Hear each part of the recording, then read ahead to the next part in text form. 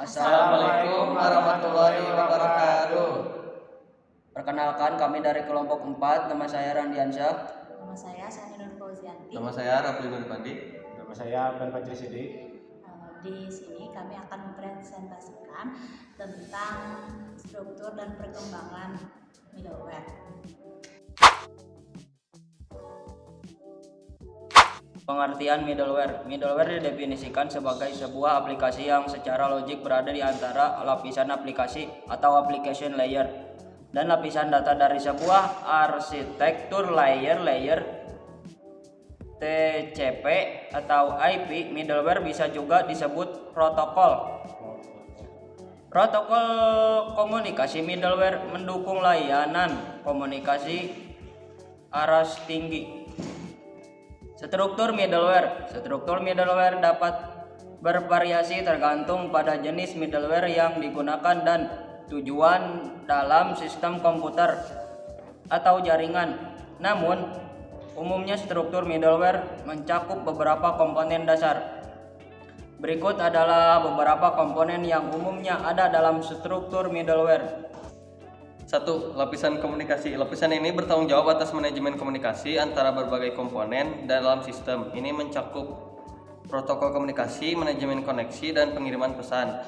Beberapa middleware memiliki lapisan komunikasi yang sangat optimis seperti remote producer, call revisi, atau message oriented middleware (MOM).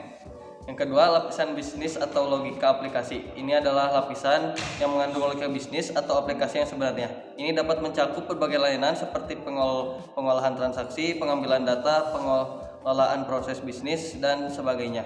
Lapisan ini seringkali sangat tergantung pada jenis aplikasi atau bisnis yang sedang dijalankan. Yang ketiga, lapisan infrastruktur atau jaringan. Lapisan ini menyediakan dukungan infrastruktur yang diperlukan termasuk manajemen sumber daya, keamanan, pengelolaan aliran data, dan manajemen kinerja. Ini dapat mencakup elemen seperti load balancing, keamanan jaringan, dan manajemen hak akses. Yang keempat, API.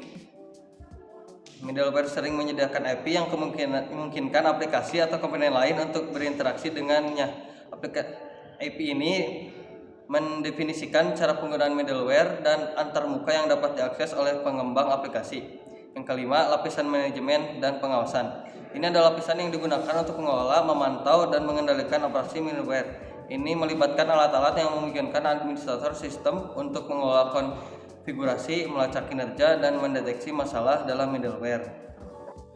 Keenam, lapisan integrasi. Middleware sering digunakan untuk mengintegrasikan aplikasi dan sistem yang berbeda. Lapisan integrasi ini berfungsi sebagai perantara untuk menghubungkan aplikasi yang berbeda dan memfasilitasi pertukaran data antar mereka. Yang ketujuh, lapisan keamanan. Ini adalah lapisan yang bertanggung jawab atas keamanan data dan transaksi yang dilakukan melalui middleware. Ini melakukan autentifikasi, otorisasi, enkripsi, dan langkah-langkah keamanan lainnya. Lalu yang kedelapan, lapisan keberlanjutan atau scalability. Beberapa middleware memiliki lapisan khusus yang dirancang untuk mengelola skalabilitas yang memungkinkan sistem untuk menyesuaikan diri dengan beban kerja yang berubah-ubah. Perkembangan middleware. Yang pertama, online transaction processing atau OLTP. Ini adalah tahap awal untuk pengembangan middleware yang berfokus pada koneksi antara remote database.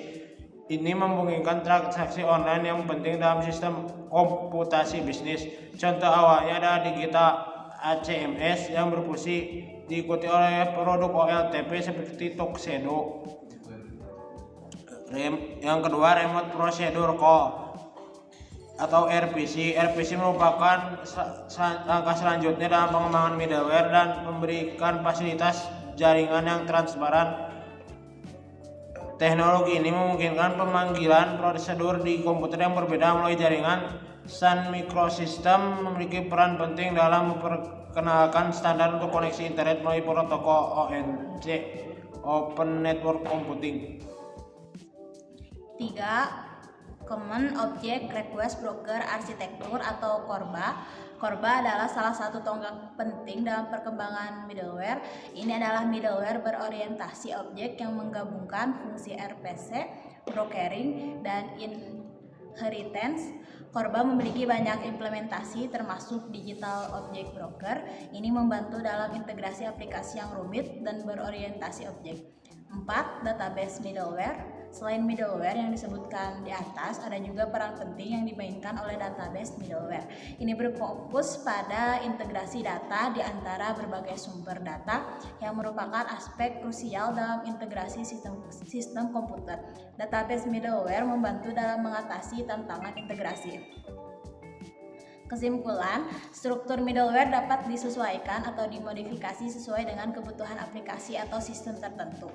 Struktur ini membantu dalam mengorganisasi komponen-komponen middleware agar dapat berfungsi secara efisien sebagai perantara dalam sistem yang lebih besar. Secara keseluruhan, perkembangan middleware mencerminkan evolusi kebutuhan teknologi informasi dan bisnis dari konektivitas database hingga teknologi berorientasi objek dan integrasi data. Middleware terus berkembang untuk memenuhi kompleksitas sistem dan aplikasi yang semakin meningkat. Semua ini telah memungkinkan organisasi untuk mengintegrasikan, mengelola, dan mengoptimalkan sistem mereka dengan lebih baik. Sekian dari kelompok kami. Mohon maaf apabila ada kesalahan. Assalamualaikum warahmatullahi wabarakatuh.